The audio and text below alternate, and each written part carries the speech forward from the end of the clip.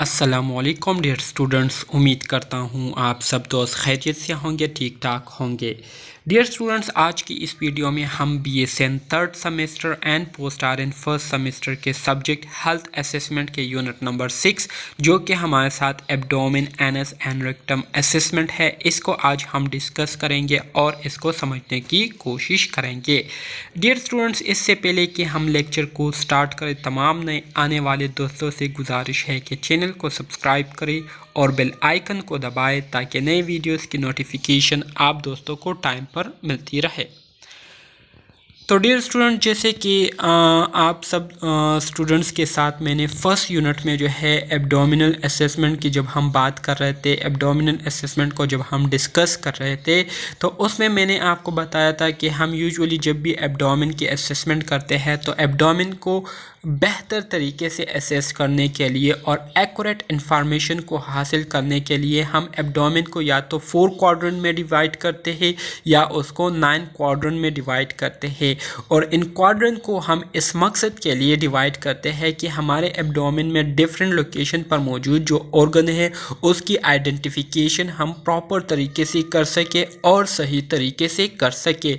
तो एब्डोमेन को 4 क्वाड्रेंट में डिवाइड करना या 9 क्वाड्रेंट में डिवाइड करना, इसका जो बुनियादी मकसद होता है वो यही होता है कि इनसाइड एब्डोमेन मौजूद जो ऑर्गन्स होते हैं उन ऑर्गन को हम सही तरीके से आइडेंटिफाई करें, उसकी लोकेशन को हम सही तरीके से क्या करें, मालूम कर सके। तो इस मकसद के लिए हम क्या करते हैं, एब्डोमेन को या तो 4 क्वाड्रेंट में डिवाइड करते हैं या ही 9 क्वाड्रेंट में इसको हम क्या करते हैं, डिवाइड करते हैं। तो जब हम एब्डोमेन को 4 क्वाड्रेंट में डिवाइड करते हैं तो इस तरह से हमारे साथ एक राइट अपर क्वाड्रेंट आ जाता है, एक हमारे साथ लेफ़्ट अपर क्वाड्रेंट आ जाता है, एक हमारे साथ राइट लोअर क्वाड्रेंट आ जाता है और एक हमारे साथ लेफ़्ट लोअर क्वाड्रेंट आ जाता है। तो इस तरह से ये 4 क्वाड्रेंट बन जाते हैं एब्डोमेन के। इसी तरह से अगर हम इसी एब्डोमेन को 9 क्वाड्रेंट में डिवाइड करते हैं तो फिर इस तरह से हमारे साथ जो मुख्तलिफ पोर्शन है, इसमें पहले नंबर पर राइट हाइपोकॉन्ड्रिक रीजन आता है, फिर एपिगैस्ट्रिक रीजन, फिर लेफ़्ट हाइपोकॉन्ड्रिक रीजन आता है, फिर इसी तरह से right lumbar region, umbilical region हो गया, लेफ्ट लंबर रीजन, फिर इसी तरह से राइट इलियक रीजन हो गया, हाइपोगैस्ट्रिक रीजन हो गया और लेफ्ट इलियक रीजन हो गया। तो ये डिफरेंट 9 पोर्शन हो गए हमारे साथ एब्डोमेन के।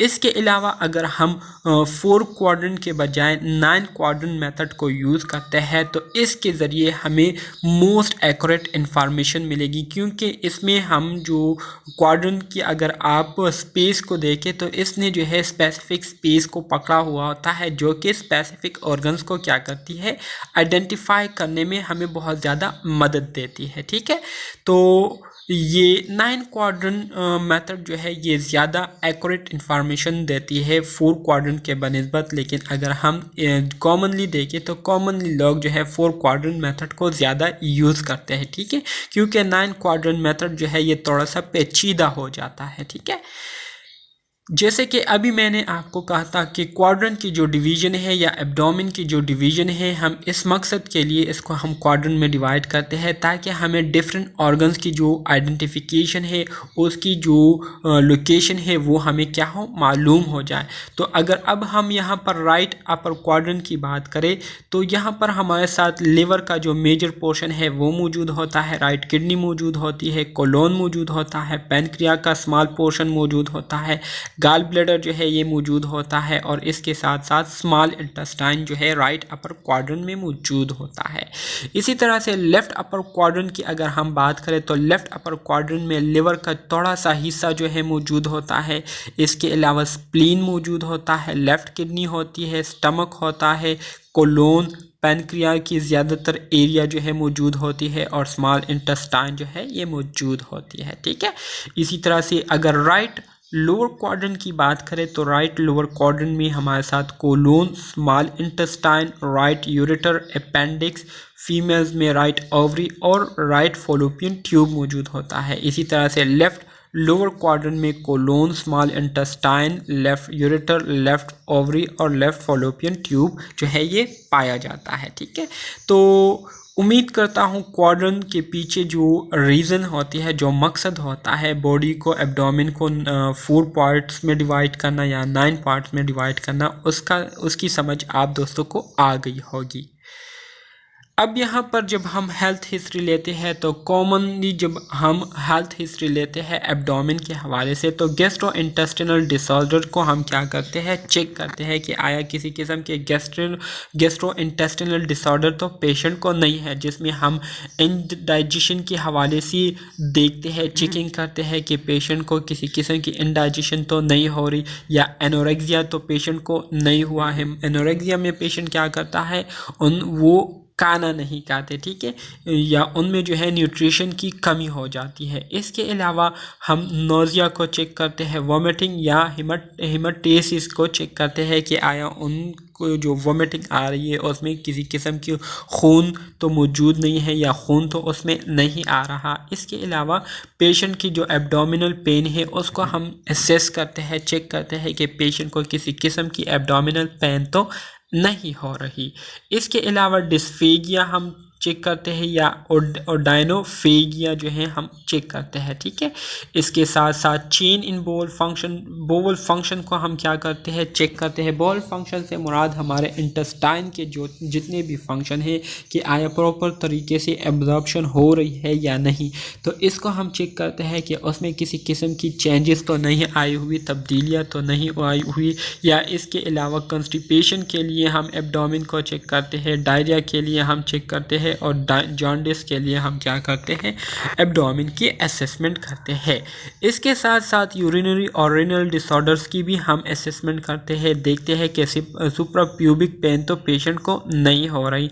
नाक के नीचे का जो एरिया है, ठीक है, जहाँ पर ब्लैडर मौजूद होता है, तो ब्लैडर से थोड़ा सा ऊपर जो है सुप्राप्यूबिक रीजन है, तो वहाँ पर पेन तो पेशेंट को नहीं हो रही। इसके अलावा पेशेंट को यूरिन पास करने में किसी किस्म की दुश्वारी तो नहीं हो रही, या उनको बार बार यूरिन तो नहीं आ रही, या उसकी फ्रीक्वेंसी तो ज़्यादा नहीं हुई है। इसके अलावा यूरिनेशन करने में उनको किसी किस्म की हिचकिचाहट तो नहीं हो रही, या उनकी जो मेल्स में जो यूरिन स्ट्रीम है उसमें किसी किस्म की डिक्रीज़ तो नहीं आई हुई, तो ये चेक करते हैं। इसके अलावा हम देखते हैं कि पेशेंट ज़रूरत से ज़्यादा यूरिन तो पास नहीं कर रहा, या नाइट के टाइम जो है वो यूरिन को तो पास नहीं कर रहा ज़्यादा, ठीक है।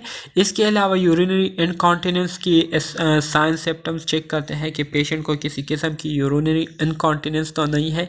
यूरिनरी इनकॉन्टिनेंस किसे कहते हैं? यूरिनरी इनकॉन्टिनेंस से मुराद ये है कि इनवॉलंटरी पैसेज ऑफ यूरिन, मतलब पेशेंट जो है उसको ख़बर भी नहीं होती और उन्होंने यूरिन जो है वो पास कर लिया होता है, ठीक है, मतलब ख़ुद ब खुद यूरिन का पास हो जाना, इसको यूरिनरी इनकॉन्टिनेंस कहते हैं, ठीक है।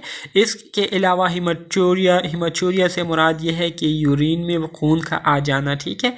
इसके साथ साथ किडनी या फ्लेइंग पेन, उनको हम चेक करते हैं कि आया उनकी किडनी में किसी किस्म की पेन तो नहीं हो रही, या यूरेथ्रल कॉलिक उनको तो नहीं हो रही। तो ये सारे सिम्टम्स जो हैं हम क्या करते हैं, एब्डोमिनल असेसमेंट के दौरान चेक करते हैं और जानने की कोशिश करते हैं कि इन गिवन डिसऑर्डर में से किसी किस्म की डिसऑर्डर तो पेशेंट को लाहक नहीं हुई है। फिर हम क्या करते हैं, एब्डोमिनल असेसमेंट स्टार्ट करते हैं। एब्डोमिनल असेसमेंट को स्टार्ट करने के लिए हम क्या करते हैं, patient needs to be expose from the above the xiphoid process to the symphysis pubis, ठीक है। सबसे पहले एब्डोमिनल असेसमेंट के लिए हम क्या करते हैं, पेशेंट के जो एब्डोमिन है उसको हम क्या करते हैं, एक्सपोज करते हैं, उससे कपड़ा हम हटाते हैं, मतलब ज़िफॉइड प्रोसेस से लेकर सिम्फाइसिस प्यूबिस तक जो है उनके एब्डोमिन को हम क्या करते हैं, एक्सपोज करते हैं। इसके अलावा also make sure your patient does not have a full bladder. इसके अलावा आपने ये यकीन दहानी भी करनी है कि आपके पेशेंट ने असेसमेंट से पहले जो है बाथरूम को अटेंड किया हुआ हो, ठीक है। इससे ये फ़ायदा होगा नर्स को कि वो फिर असेसमेंट के दौरान जो है डिस्टर्ब नहीं होंगे, और ना ही पेशेंट उनको डिस्टर्ब करेंगे कि उनको बाथरूम के लिए जाना है, ठीक है, और असेसमेंट के दौरान फिर बाथरूम की ज़रूरत नहीं पड़ेगी।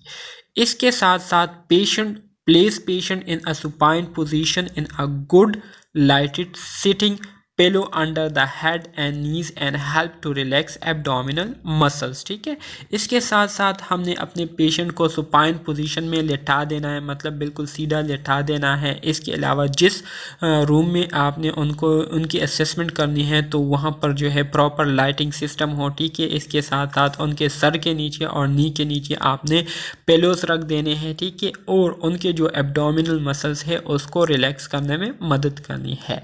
Have patient point out any area of pain और टेंडरनेस, एग्जामाइन दीज लास्ट। ठीक है, इसके अलावा अगर आपका पेशेंट आपको कहे कि मुझे जो है एब्डोमिनल में इस एरिया में बहुत ज़्यादा दर्द हो रहा है, राइट साइड पर दर्द हो रहा है या लेफ़्ट साइड पर हो रहा है या लोअर राइट साइड या लेफ़्ट साइड पर हो रहा है, तो आपने फिर उसको भी क्या करना है, चेक करना है। ठीक है, इसके अलावा ड्यूरिंग एग्जामिनेशन के दौरान continue to monitor your patient facial expression for pain and discomfort. जब भी आप असेसमेंट कर रहे होते हैं तो असेसमेंट के दौरान आपने अपने पेशेंट की जो फेशियल एक्सप्रेशन है उसको भी आपने मॉनिटर करना है, ऑब्ज़र्व करना है और देखना है कि अगर किसी किस्म की पेन आपके पेशेंट को महसूस हो रही है तो या डिस्कम्फर्ट महसूस हो रही है तो इसकी वजह से उनके जो फेशियल एक्सप्रेशन है वो चेंज होते रहेंगे। तो इसी तरह से आपको पता चलेगा कि पेशेंट के साथ कोई मसला है या नहीं। इसके अलावा हम क्या करेंगे, use inspection, auscultation, percussion and palpation to perform the examination को कंप्लीट करने के लिए हम क्या करेंगे, एब्डोमेन को इंस्पेक्ट करेंगे, ऑब्जर्वेशन करेंगे, एब्डोमेन को ऑब्जर्व करेंगे, इसी तरह से एस्कल्टेशन करेंगे एब्डोमेन पर, परकशन करेंगे और आखिर में पल्पेशन करेंगे। ठीक है, ऑलवेज एस्कल्टेट बिफोर परकशन और पल्पेटिंग। इसी तरह से हमेशा जो है जब भी हम एब्डोमेन की असेसमेंट करेंगे तो इंस्पेक्शन के बाद हमेशा हमने एस्कल्टेशन ही पहले करनी होगी। ठीक है, दीज मैनिपुलेशन में Altered your patient bowel motility, क्योंकि अगर हम परकशन करें या पल्पेटिंग करें एस्कल्टेशन से पहले तो इससे हमारे पेशेंट की जो बोवल मोटिलिटी है उसमें क्या आ जाएगी, उसमें चेंजेस आ जाएगी, जिसकी वजह से फिर हमें साउंड जो बोवल साउंड है वो प्रॉपर तरीके से सुनने को नहीं मिलेंगे। तो बोवल साउंड्स को प्रॉपर तरीके से सुनने के लिए हम परकशन और पल्पेटिंग को लास्ट में करते हैं और इस इंस्पेक्शन के बाद एस्कल्टेशन जो है दूसरे नंबर पर हम क्या करते हैं, परफॉर्म करते हैं। ठीक है, इसी तरह से जो टेक्निक एब्डोमिनल असेसमेंट के दौरान हम यूज़ करते हैं तो वो हमारे साथ बेसिकली 4 है, जिसमें पहले नंबर पर हम इंस्पेक्शन करते हैं। इंस्पेक्शन में हम क्या करते हैं, एब्डोमिन को ऑब्ज़र्व करते हैं, एब्डोमिन स्किन की जो क्या है क्वालिटी है उसको हम चेक करते हैं। ठीक है, इसी तरह से एस्कल्टेशन करते हैं। एस्कल्टेशन में हम स्टेथोस्कोप के ज़रिए एब्डोमिनल साउंड्स को सुनते हैं, परकशन करते हैं और आखिर में हम पल्पेशन करते हैं। ये ऑर्डर अपने साथ जो है याद रखें। एमसीक्यूज़ में आपको इसी ऑर्डर से रिलेटेड एमसीक्यूज़ आएगा कि during abdominal assessment which order is use in the given which order is use. ठीक है, तो आपको दिए गए होंगे कि इंस्पेक्शन हो गए, पल्पेशन, परकशन, एस्कल्टेशन या इंस्पेक्शन, एस्कल्टेशन, परकशन, पल्पेशन या इंस्पेक्शन, परकशन, एस्कल्टेशन, पल्पेशन। तो करेक्ट ऑप्शन आपके पास ऑप्शन बी होगा जो कि इंस्पेक्शन, एस्कल्टेशन, परकशन और लास्ट में हमारे साथ पल्पेशन आती है। ठीक है, तो ये आपका एक एमसीक्यूज हो गया। और नॉर्मली जब हम हेड टू टो असेसमेंट करते हैं तो उसमें जो है हम जो टेक्निक्स यूज़ करते हैं तो सबसे पहले इंस्पेक्शन करते हैं, फिर हम पल्पेशन करते हैं, फिर हम परकशन करते हैं और लास्ट में हम एस्कल्टेशन करते हैं। ठीक है, एब्डोमिनल असेसमेंट में हम इंस्पेक्शन के दौरान क्या करते हैं, हम क्या करते हैं इंस्पेक्शन के दौरान, तो इंस्पेक्शन के दौरान हम inspect the skin of the abdomen and flanks for abdomen. जो एब्डोमिनल स्किन है उसको हम क्या करते हैं, ऑब्ज़र्व करते हैं, जिस पर हम देखते हैं कि किसी किस्म के स्कर्स जो है वो तो नहीं बने हुए, निशानान वगैरह, या वेव जो है वो डायलेटेड तो नहीं हुई है, या किसी किस्म की निशानात स्ट्राइक जो है वो तो एब्डोमिनल स्किन पर मौजूद नहीं है। इसके अलावा किसी किस्म के स्ट्रिच मार्क मौजूद तो नहीं है, या रेशेस या लेजन या किसी भी किस्म के पिगमेंटेशन जो है जो कलर्स है या जो स्किन कलर है उसमें चेंजेस तो नहीं आई हुई, तो ये सब कुछ हम इंस्पेक्शन के दौरान ऑब्ज़र्व करते हैं। ठीक है, इसी तरह से एब्डोमिनल असेसमेंट में हम क्या करते हैं, एब्डोमिन की जो साइमेट्री है उसको चेक करते हैं। साइमेट्री से मुराद ये है कि बोथ साइड जो है वो इक्वली मौजूद है या नहीं। अगर हम एब्डोमिन के मिड लाइन से देखें तो मिड लाइन के राइट साइड पर, लेफ़्ट साइड पर, ऊपर नीचे, मतलब ऑल इक्वल है या नहीं, तो इसको हम साइमेट्री कहते हैं। इसके अलावा look for enlarge liver and spleen.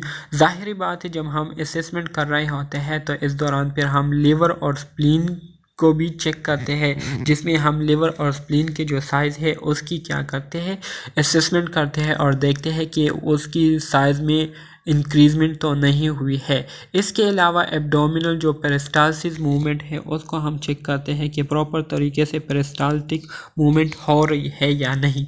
Pulsation को चेक करते हैं। इसके साथ साथ look for discoloration over the umbilicus पर किसी किस्म की डिस्कलरेशन तो नहीं हुई है। कोलन साइन से मुराद क्या है, डिस्कलरेशन ओवर द एम्बेलिकस। अगर एम्बेलिकस के ऊपर जो है उसका जो कलर है वो चेंज हुआ है तो इसको हम कोलन साइन कहेंगे। ग्रे टर्नल साइन किसे कहते हैं, discolouration over the flank.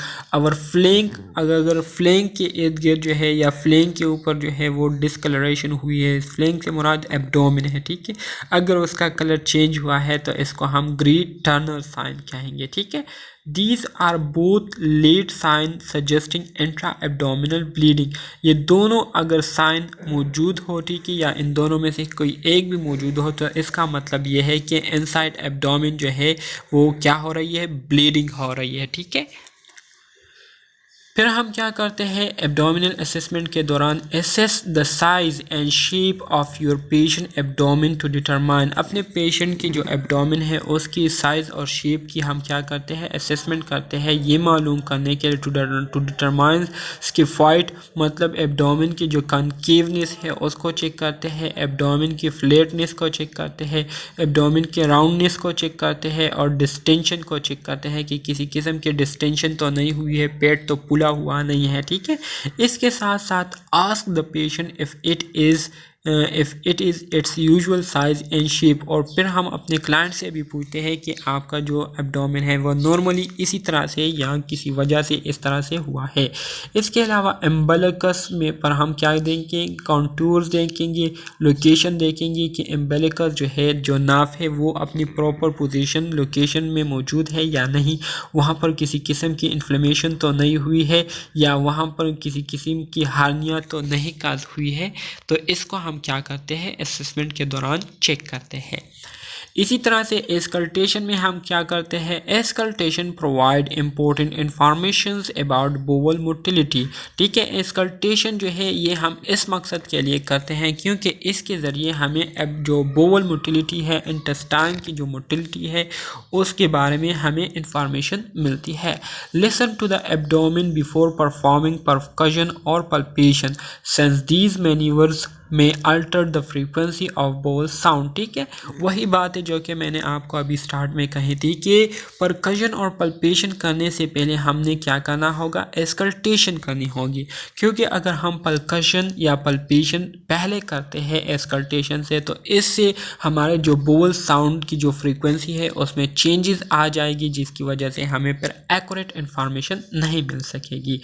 So you should practice auscultation until you are truly familiar with the variation in normal vowel sounds and can detect changes suggested of inflammation और obstruction। ठीक है, तो इस वजह से सबसे पहले हमने अस्कल्टेशन जो है उस टाइम तक जो है हमने करनी होगी, परफॉर्म करनी होगी जब तक हम जो है इस बात पर मुतफिक ना हो जाए कि जो साउंड हम सुन रहे हैं, जो एब्डोमिनल साउंड हम सुन रहे हैं ये नॉर्मल साउंड है और किसी किस्म की एबनॉर्मेलिटी इसमें नहीं है।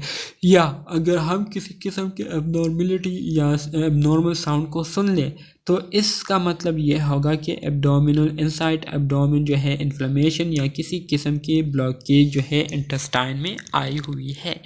एस्कल्टेशन में also reveal bruits vascular sounds resembling heart murmurs over the aorta or other arteries in the abdomen which suggest vascular occlusion disease। ठीक है, इसके अलावा स्कल्टेशन के ज़रिए हमें ब्रूइड्स वेस्कुलर साउंड जो कि हार्ट के मरमर की तरह होते हैं वो भी हमें सुनने को मिल सकते हैं। ठीक है, अगर इस तरह के साउंड हम सुने तो इसका मतलब ये होगा कि इनसाइड एब्डोमेन जो है वेस्कुलर ओक्लूजन डिजीज़ जो है वो काज हुई है।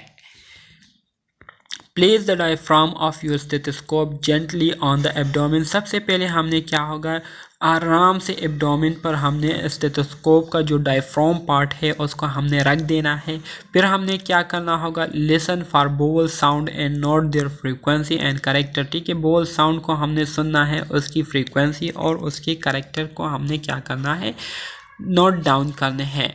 Normal sound consists of clicks and gurgles occurring at an estimated frequency of 5 to 34 per minute। ठीक है, जो नॉर्मल साउंड हमें एब्डोमेन की स्कल्टेशन के दौरान सुनने को मिलते हैं तो वो क्लिक्स की तरह या गरगर की तरह से के साउंड होते हैं जो कि पर मिनट के लिहाज से 5 से लेकर 34 टाइम हमें सुनने को मिलते हैं। ठीक है, एमसीक्यूज में ये पॉइंट्स आ सकते हैं। ओकेजनली यू में hair barburigmi, long prolonged gurgle of hyperperistalsis, the familiar stomach growling, because bowel sounds are widely transmitted through the abdomen. Listening in one spot such as the right lower quadrant is usually sufficient। ठीक है, if the patient has high blood pressure, listen in the epigastrium and in each upper quadrant for bruit। अगर patient जो है वो आपका hypertensive patient हो, उनका BP जो है वो हाई हो, तो फिर हम उनका की जो एस्कल्टेशन है वो एपिगैस्ट्रिक रीजन पर हम करेंगे और उनकी जो हर अपर क्वाड्रेंट है उस पर हम क्या करेंगे, एस्कल्टेशन करेंगे और ब्रीथ साउंड को सुनने की कोशिश करेंगे।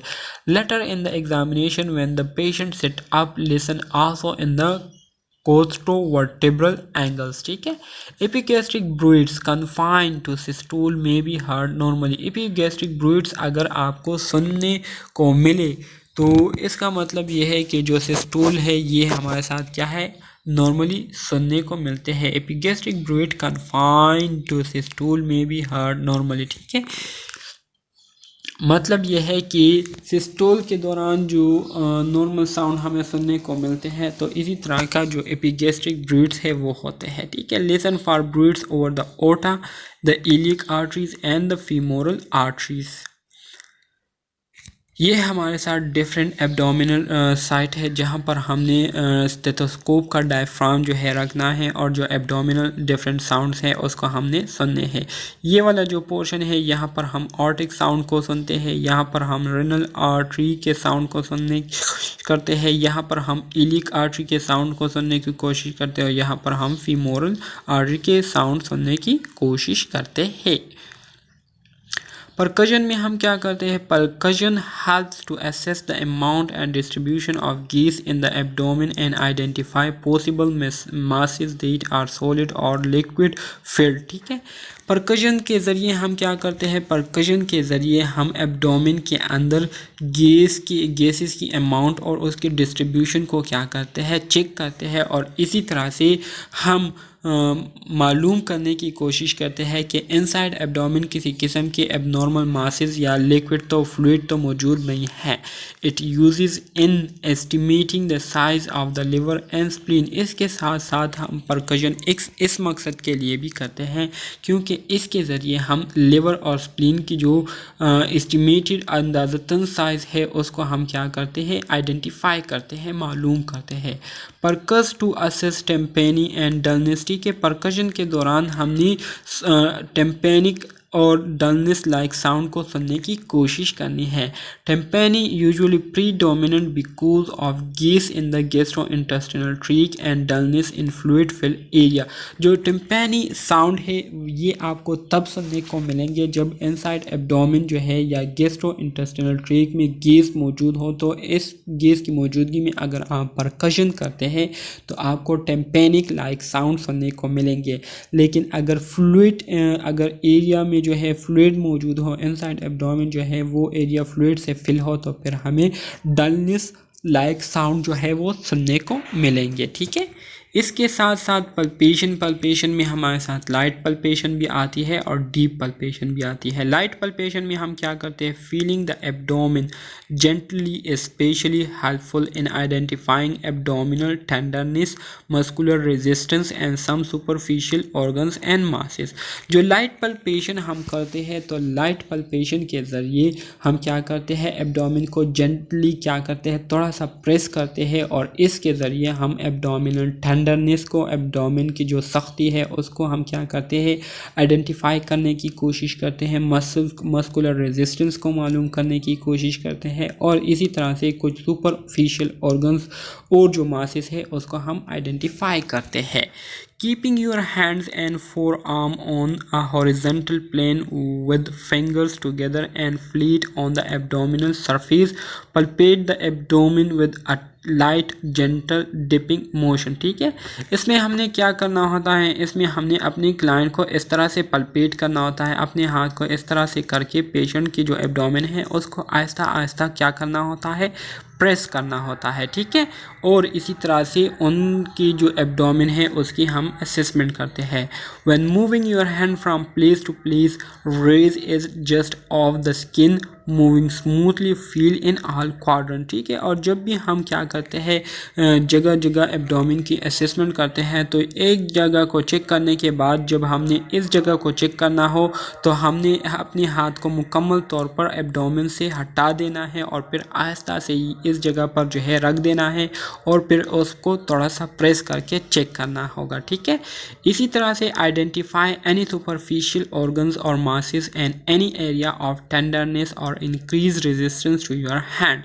If resistance is present, try to distinguish voluntary guarding from involuntary muscular spasm. ठीक है, इसी तरह से हमने इस असेसमेंट के दौरान जो है, इस चेकिंग के दौरान हमने आइडेंटिफाई करने हैं मुख्तलिफ सुपरफिशियल ऑर्गन और मासेस को और एरियाज़ को चेक करने हैं कि किसी किस्म के टेंडरनेस तो मौजूद नहीं है। ठीक है, अगर मौजूद हो तो वो फिर हमें एबनॉर्मलिटी की तरफ इशारा देगी। तो उम्मीद करता हूँ इसकी समझ आप दोस्तों को आ गई होगी। फिर मज़ीद बढ़ते हैं, feel for the relaxation of abdominal muscles that normally accompanies exhalation as the patient to mouth breathe with jaw droop open। ठीक है, इसी तरह से हमने अपने पेशेंट को कहना है कि आप जो है मुंह से जो है सांस लेना शुरू करें। इससे ये होगा कि इससे पेशेंट के जो एब्डोमिनल मसल्स है वो रिलैक्स होंगे। ठीक है, इसके अलावा फिर हमने डीप पल्पेशन करनी है। डीप पल्पेशन में हमने क्या करना है, this is usually required to delineate abdominal masses. ठीक है, मतलब इनसाइड एब्डोमिन जो डीप एब्डोमिनल मासेस होते हैं या डीप ऑर्गन होते हैं उसकी आइडेंटिफिकेशन के लिए हम डीप पल्पेशन करते हैं। Again using the Palmer surface of your fingers and feel in all four quadrant. इसमें हमने दोबारा से बिल्कुल उसी तरीके से क्या करना है, पेशेंट के एब्डोमिन पर हाथ रख देना है और उसको थोड़ा सा ज़्यादा जो है प्रेस करना है। Identify any masses, note their location, size, shape and consistency, tenderness, pulsation and any motility with respiration और विद एग्जामिनिंग हैंड। ठीक है, इसमें हमने क्या करना होगा, डीप पल्पेशन के दौरान हमने किसी भी किस्म के मासेस को नोट करने हैं, आइडेंटिफाई करने हैं, उसकी लोकेशन, साइज, शेप, कंसिस्टेंसी, इसके साथ साथ टेंडरनेस हो गई, पल्सेशन को और मोबिलिटी को जो है हमने क्या करनी है, आइडेंटिफाई करनी है। Correlate your palpate finding with their percussion note. अपने जो पल्पेट फाइंडिंग है उसको जो है अपने परकशन के साथ क्या करना है, नोट डाउन करना है, कंपेयर करना है। जैसे कि आप देख सकते हैं तो ये असल में अब हमारे साथ डीप पल्पेशन है, जिसमें जो एब्डोमिन है उसको तकरीबन बहुत ज़्यादा जो है प्रेस किया जाता है और बहुत गहरे तक जो है उसको क्या किया जाता है, प्रेशर उस पर अप्लाई किया जाता है।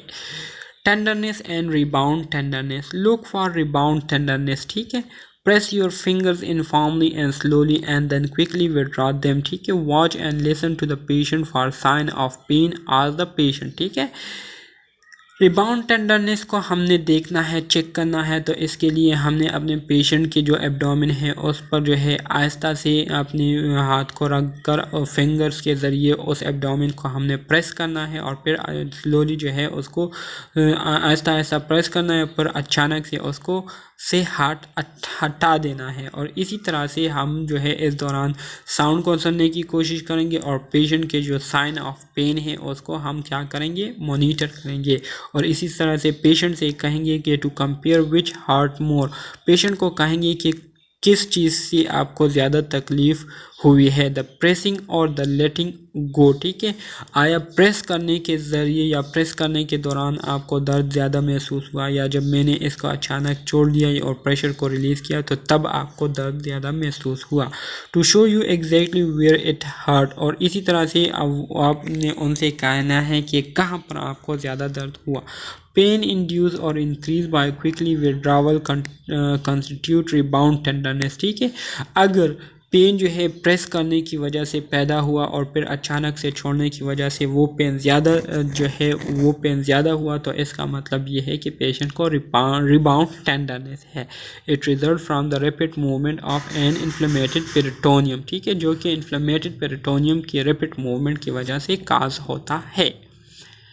लिवर, फिर इसी तरह से लिवर की असेसमेंट के लिए हम क्या करते हैं, measure the vertical span of liver dullness in the right mid clavicular line. Right mid clavicular line पर हमने क्या करना है, लिवर को क्या करना है, लिवर के साउंड डलनेस को जो है हमने सुनने की कोशिश करनी है।